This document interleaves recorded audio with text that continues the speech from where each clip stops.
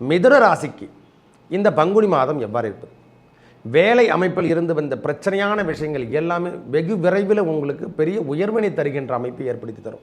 ஐயா, நான் இன்னொன்று கூட சொல்லுவேன், இந்த பங்குனி மாதம் தான் உங்களுக்கு லைஃப்பில் ஒரு சின்ன ஒரு அச்சீவ்மெண்ட்.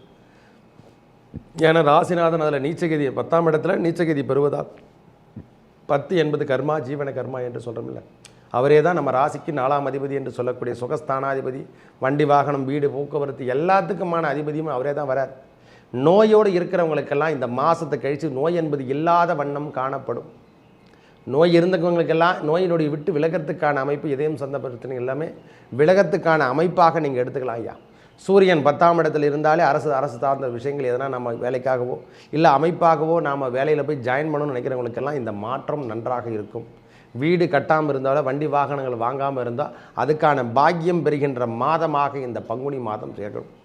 ஐயா, ஒரு எப்படி சொல்கிறதுனா ஸ்ட்ராங்காக நீங்கள் இருக்க போகிறீங்க. உங்கள் வேலை அமைப்பில் ஸ்ட்ராங்காக உங்கள் வேலை தன்மையாகட்டும், உங்கள் உழைப்பாகட்டும் எல்லாமே இந்த முறை நீங்கள் செய்கின்ற வேலை ஒரு 30 வருஷத்துக்கான அமைப்போடு சொல்லலாம். ஒரே வார்த்தை, நல்லதே நடக்கும். நன்றி, வணக்கம்.